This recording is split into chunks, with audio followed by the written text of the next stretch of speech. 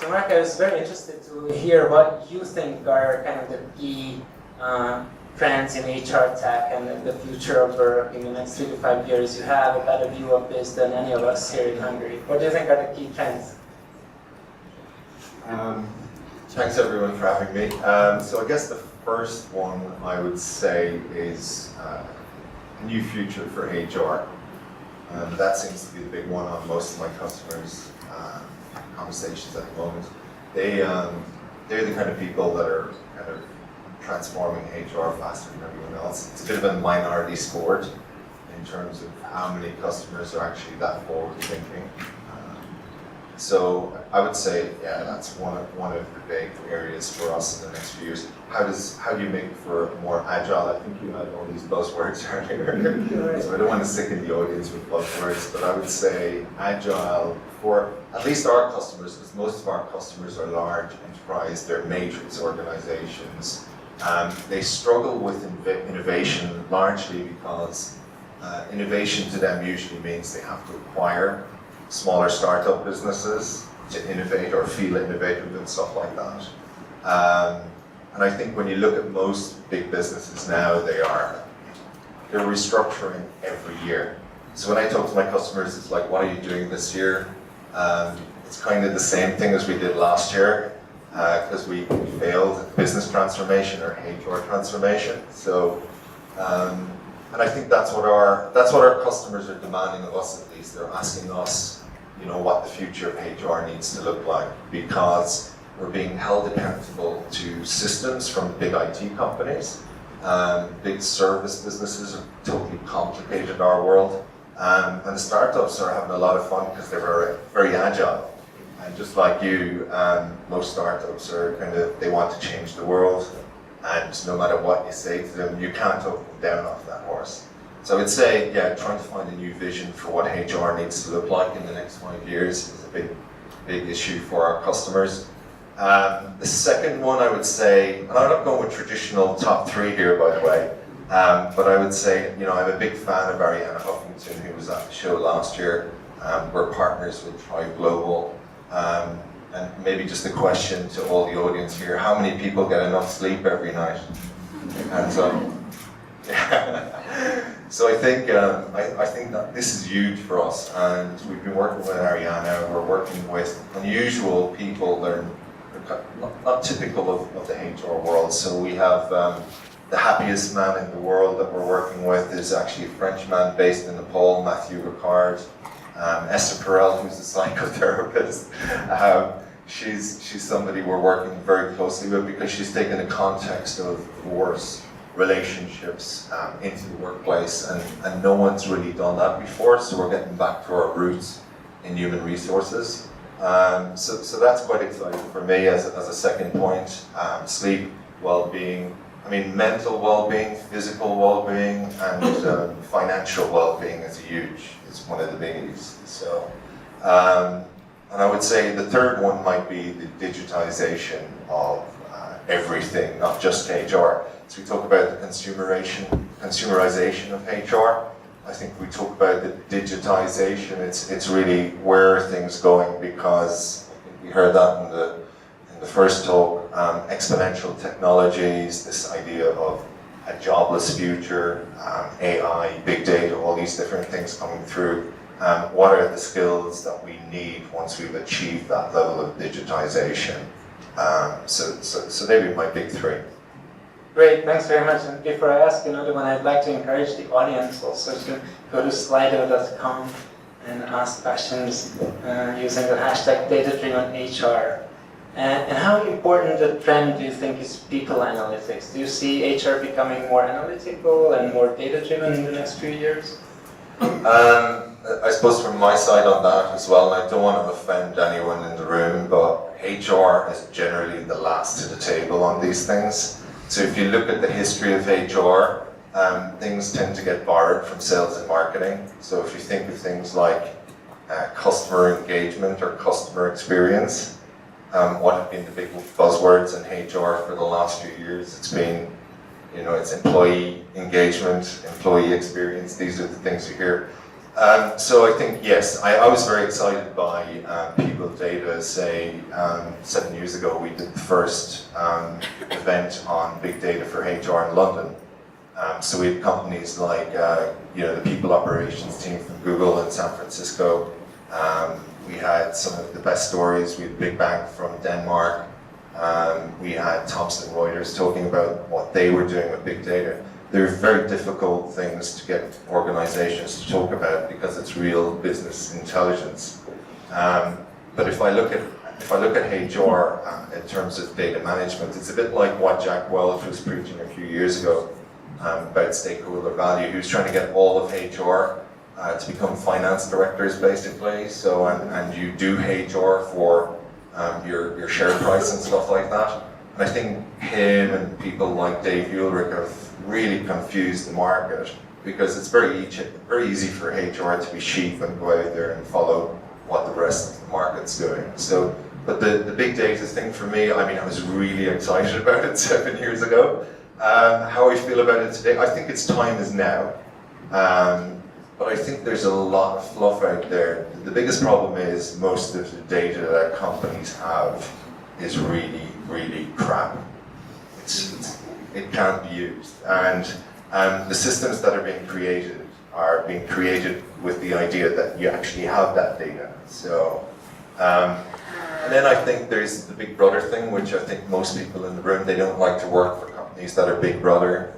Used to be obviously a thing of this part of the world. I think a lot of that has changed in the last 5 years. So, it's what you can do with the data. Are you allowed to use the employee data? Obviously, we've gone through GDPR, so I don't know if anybody's had lectures on GDPR recently. And I think the thing I would say to people is just think about what the future of this really looks like, because there's things like blockchain coming through. Well, it's obviously been talked about in the last 2 years, but blockchain has the potential to empower the employee, where you own all your own data, and your employer or anyone else out there, if they want that data, you need to give them permission. So I think it's exciting times ahead, but I actually think the industry itself is a bit confused, and it's working at a snail's pace, unfortunately.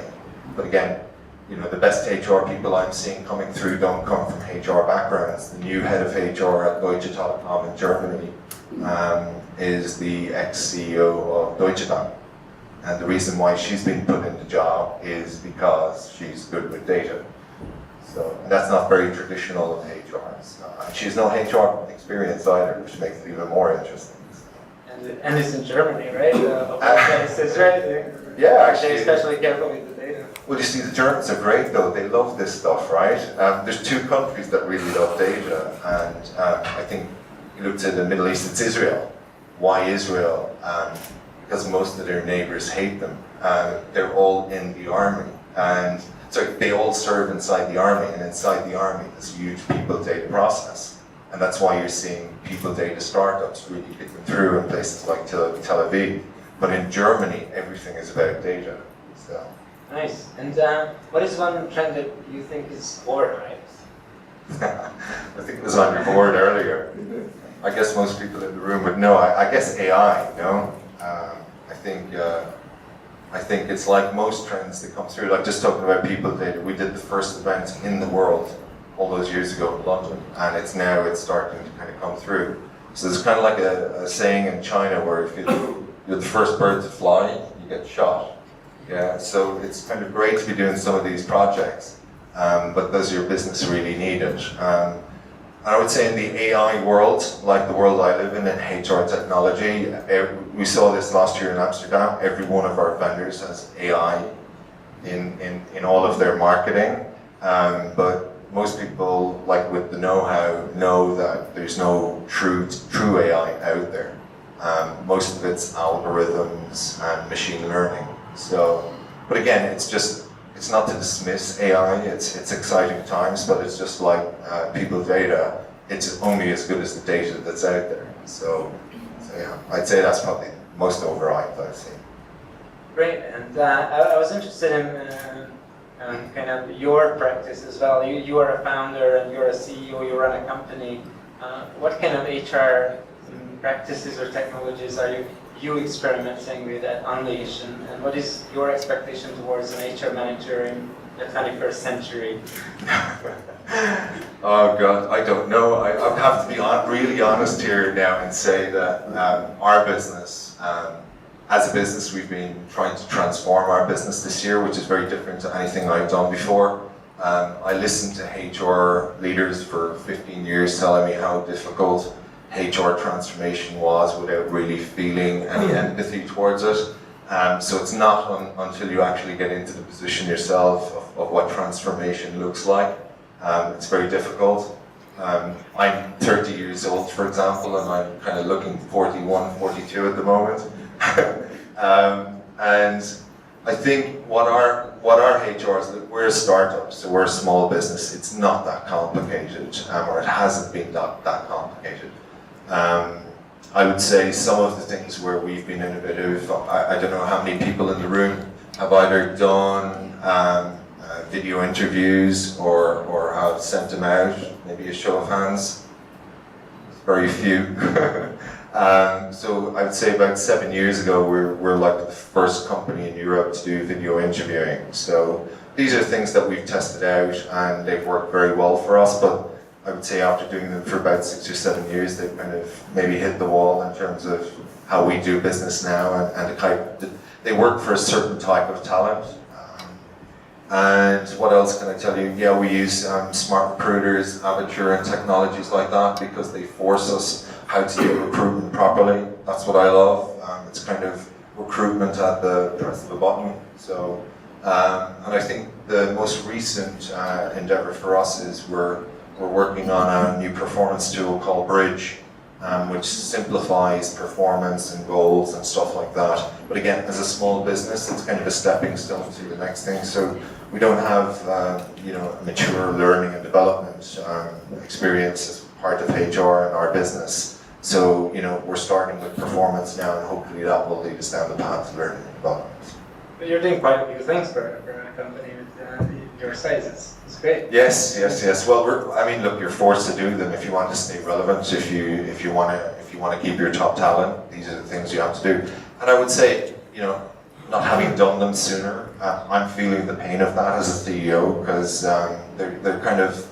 There's been a lot of poor choices made along the way by not having these systems, by not having these processes in place. Because for us as a business, we became a victim of our own success. We grew too quickly, and we don't have investors.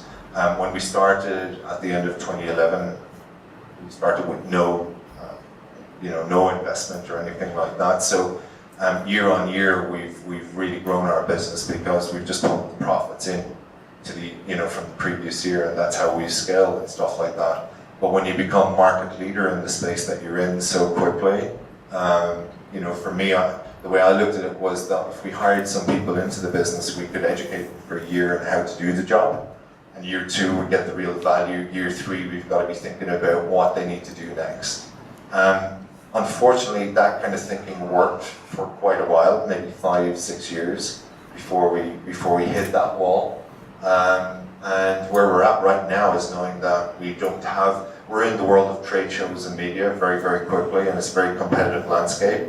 And not one person in our business actually came from that background. So, that's our next step in terms of what we need to do. So I think you have to make a lot of mistakes. Not you don't have to make a lot of mistakes, but you have to make mistakes along the way to kind of realize what you need to do next. Mistakes are data as well, right? Yeah. There are some very good questions up there from the audience, which I can barely read, but I'll try. So how do you think the gig economy, I think I saw that somewhere, how do you think the gig economy is going to affect the way companies operate in the future? Yeah, so I'm not a big fan of the gig economy. So I do go around, I love Uber and stuff like that, but I do go around and talk to everyone that's in the gig economy, and I think it's a very nowist approach to your life and stuff like that. You're not worried about benefits necessarily. You're just kind of concerned with earning a crust right now. For me, if I look at not just the gig economy, but I talk about this in Hungary, a lot of jobs are tied up in call centers. I see a lot of them being slave centers, unfortunately, because they're not upskilling the very ambitious youth that's coming out of universities in Hungary. And people are getting tied up in jobs that are, they're not very difficult jobs to learn. You kind of learn how to use the software, work as a team, answer somebody from the UK that's giving out about their bill or their car rental or something like that. So, I'm very excited for the Hungarian economy because of startup communities starting to thrive here. But I think there's a lot of jobs like that. I was happy with I know people might not like this, but I was happy when the government actually killed Uber in Hungary, because Uber's approach wasn't the right approach. They just came in here, they didn't contract, they didn't invoice, they didn't do receipts properly, and ultimately they didn't care about the employee. Yes, the idea of a better, faster, cheaper model is the current economy, but it doesn't really work. And it's wealth distribution as well. So all the money goes back to two. I don't know if you saw that as well, but Travis obviously got fired from Uber because of his obnoxious behavior and the man culture that was in the company. But all of that wealth goes back to Silicon Valley, to a bunch of nerds, and it doesn't stay here in Hungary. And it's the same for Tesco is not a gig economy, but if you look at anyone that works there, you kind of go back to Tesco every 3 months, there's somebody new working on the till. So, these are the jobs, anything that's repetitive, AI, algorithms, machine learning, all these different things are going to take it over. IBM is going to take over. I know the ex-Japanese country manager of Uber who resigned, I think, after a couple of weeks because they were trying to make him do illegal things. So interesting. There are a few questions around how do you sell this idea of data-driven HR internally? So how do you convince the organization in a bank or in any other organization as an HR leader that you need resources and you need a shift in perspective, you need to do HR in a data-driven way? Do you have any insight on how that can be done? I think I do, but it depends on every organization to themselves. So if you're not Google, you don't have millions of dollars to spend on this and deal with lawyers and stuff like that. There are many ways in which you do it. I think ultimately you want to be talking to the CEO. HR in the old days, I'm saying this now 6 or 7 years ago, HR was designed by HR for HR. And then the new HR was forced to, it's all about the employee. The employees are now empowered and stuff like that. I think if you look to companies like Danske Bank, which I mentioned earlier, I think that's a good example of where HR went out and discovered that their older population, or their population of portfolio managers that were getting closer to retirement, were kind of behaving a little bit differently in that they were kind of coming to work and leaving early and spending more time at the golf course, and those portfolios were getting smaller and smaller and smaller. But it was the HR department, the data department, that picked up on this. So their solution to deal with that was to bring in a mentoring program for the up-and-coming younger people in the organization to work with these portfolio managers in terms of learning, account management, and protect that portfolio. So in a normal situation, those accounts would have gotten smaller and smaller, maybe disappeared, but they had a good succession plan to make a difference. Or another good example would be Thomson Reuters. They were doing a HQ move in London, and they really, they needed to, it was actually the learning department, part of the HR function. So that they needed to kind of look at their high potentials if they were going to lose them because of just something as simple as an office move, because people make those decisions based on schooling and stuff like that. How difficult was it going to, was it 1 hour commute going to turn into a 4 hour commute and stuff like that. So they were able to sit down and provide data to the leadership team that allowed them to make an informed decision as to whether that was going to be a good move. Now, I think the worst thing that HR can do is go out there and be that type of HR department that's got solutions to problems that don't exist. Yeah, I think if you're if you're working with your CEO and your leadership team and your frontline manager, then you can really decide on what the most immediate HR reporting projects are. I have another example. I know for a fact that sort of conscientiousness and integrity tests, the way HR was able to convince CEOs and business leaders to buy these was that business leaders' compensation was tied to the number of accidents and safety incidents, and these tests were able to reduce those numbers, so CEOs' compensation and bonuses went up. So if there's anything you can find in your CEO's compensation structure that you can impact, I think that's a good place to start. Or revenue, as you mentioned. That's true. I've seen other ones as well. I've seen funny ones. I learned this one only recently, so good places to work and stuff like that. I've seen where employers are giving their employees bigger bonuses and salary rises right before they do the survey for great places to work. So the data suggests that employees are going to be much happier with their place of work because of that. So unfortunately, the world of awards and stuff like that is gated.